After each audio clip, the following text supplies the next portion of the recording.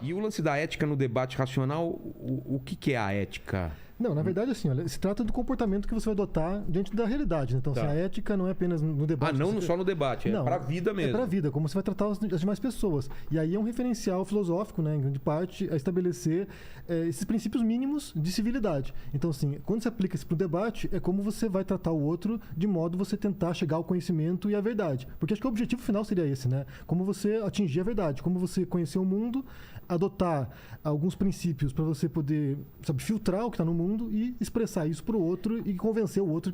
Porque tem um livro que chama Convencer no Debate Sem Ter Razão. Exato. Na verdade, esse livro aqui é uma resposta, né? Então, é uma brincadeira com esse título porque... O que é o outro livro? O outro livro, na verdade, é uma tradução de Schopenhauer, que é um filósofo alemão, e o título original se chama Arte de Ter Razão. O Schopenhauer ele propõe algumas táticas, alguns estratagemas para você poder vencer um debate de maneira ardilosa. Então, assim, porque o Schopenhauer é um filósofo pessimista. Então, ele diz o seguinte: as pessoas são desonestas, as pessoas são vaidosas, então os participantes do debate elas querem vencer mesmo sem ter razão. Entendi. E essa tradução que saiu no Brasil, que é Como Vencer um Debate Sem Precisar Ter Razão, ele surge com o prefácio do Olavo de Carvalho. Então, assim, alguém que adota essas práticas, essas táticas desonestas que o Schopenhauer apresenta, e aí ele usa isso no debate público. Então, assim, o que a gente viu nos últimos anos foram influenciadores, comunicadores que adotaram... Então funcionam essas técnicas mesmo? Funcionam. Dá uma aparência de que a pessoa está ganhando o debate. Sim, não, assim, porque o Schopenhauer ele diz o seguinte: esse é o jogo real. É como as pessoas operam. Só que não precisa ser assim.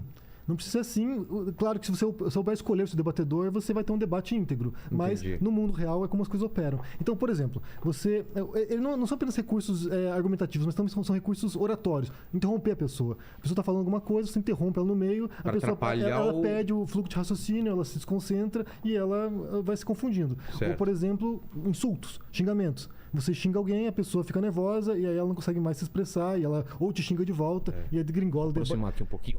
E aí degringola o debate de modo que quem ganha, quem xinga mais. Então, e tem um lance também de você não ir na questão que está sendo te perguntado e mais em cima da pessoa que está te perguntando. Exato. Você desvia para ela, né? Exato, que é o argumento ad hominem, que é quando você, sei lá, se refere a algum... Você, por exemplo, é petista. Daí você taca alguma coisa, seria algum aspecto da pessoa, ela é obrigada a defender a sua posição nesse sentido, e aí vai degringolando. Então, assim, Schopenhauer propõe um tipo de debate que é uma luta, é uma disputa, de fato, não é uma busca pelo conhecimento. Entendi. Como eu falei, o Schopenhauer é muito sofisticado, na verdade, né? Então ele só mostra como as coisas operam. De fato, quando você vê isso aplicado no jogo político ou no jogo... Você começa a entender...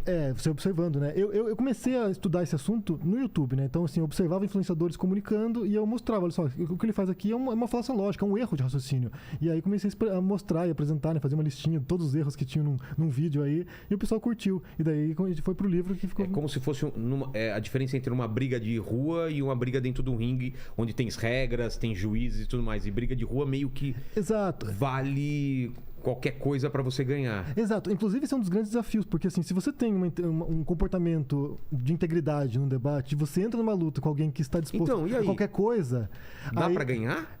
Aí que entra a questão da escolha, né? Porque você não é obrigado também a se pôr em posição de desvantagem. Eu acho que quando você reconhece que a pessoa é desonesta, ou você entra no jogo e parte com o mesmo tipo de estratégia, ou você não entra. Tá fadado. Não entra. Porque o debate não é apenas um debate entre duas pessoas que discordam. O debate ele é muito mais amplo. O debate público, por exemplo, são todas as pessoas que estão contribuindo para a conversa. Então, assim, você tem um jornalista que vai publicar um artigo, você tem lá um comunicador, sabe, na televisão, você tem um youtuber que fala alguma coisa. Esse é o debate público. Todos nós estamos aqui contribuindo. Você está contribuindo com o debate público quando você traz alguém aqui, entrevista, conversa. Então, assim, todos nós fazemos parte desse debate.